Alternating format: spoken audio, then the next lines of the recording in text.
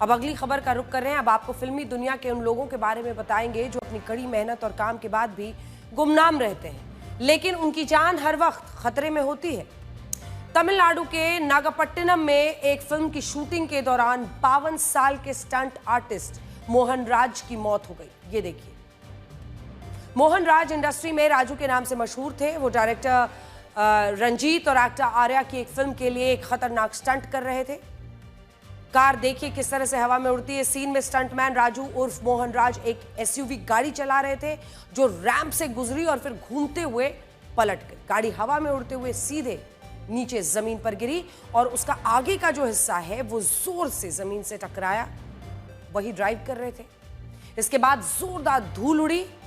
कुछ सेकंड्स तक सेट पर मौजूद लोग देखते रहे। जब उन्हें लगा कि कार से कोई हलचल नहीं हो रही है तो अचानक उन्होंने कार की तरफ दौड़ना शुरू किया और स्टंटमैन राजू को कार से बाहर निकाला, लेकिन उनकी मौत हो चुकी थी। यह घटना 13 जुलाई की है, लेकिन एक दिन बाद भी फिल्म यूनिट की तरफ से किसी ने कोई बयान अभी तक नहीं दिया। पहले खबर आई थी कि स्टंटमैन राजू की मौत हार्ट अटैक से हुई।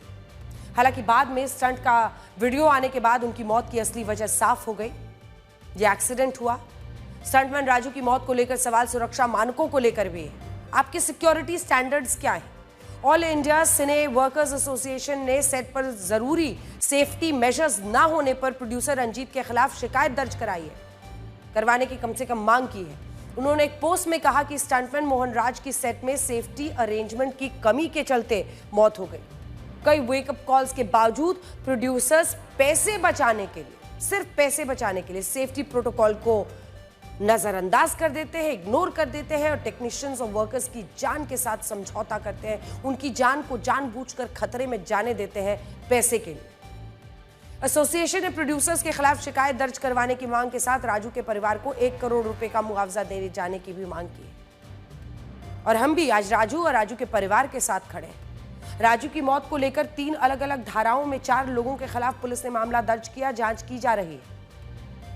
फिल्म अभिनेता विशाल ने सोशल मीडिया पर स्टंटमैन राजू की मौत की पुष्टि की और कहा कि उन्होंने कई खतरनाक स्टंट बार किए।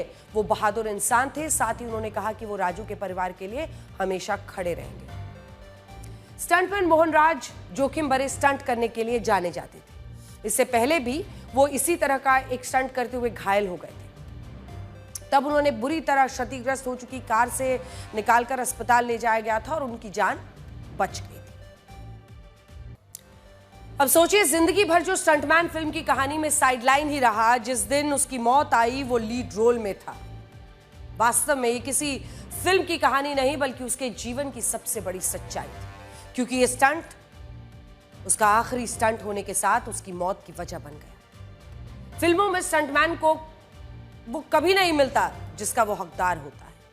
मेहनत वो करता है, खतरे में अपनी जिंदगी डालता है, नाम किसी और का होता है। जिंदगी दांव पर वो लगाता है, एक्शन हीरो कोई और कहलाता है। जिंदगी उसकी खतरे में होती है, वाहवाही किसी और को मिलती है। और जिस सीन के लिए उसकी जान भी जा सकती है, उस सीन के लिए हॉल में बजती हैं तालियां, सीटियां।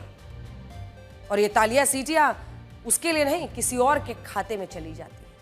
ना वो हीमैन कहलाता है, ना वो शोमैन कहलाता है। वो सिर्फ स्टंटमैन बनकर रह जाता है। जिनके लिए वो स्टंट करता है वो करोड़ों कमाते हैं, स्टार कहलाते हैं, और अपनी जान की कीमत पर स्टंट करता है उसे चंद सिक्के मिलते हैं। स्टंटमैन को फिल्म में सीमित काम ही मिल पाता है। उन्हें प्रति स्टंट या प्रति दिन के हिसाब से भुगतान किया जाता है, जो कि औसतन 5,000 से 50,000 रुपए तक होता है, जिसके लिए वो अपनी जिंदगी को दांव पर लगा देता है। और जब भी कोई एक्शन फिल्म हिट होती है तो भी स्टंटमैन को कोई जानता तक नहीं।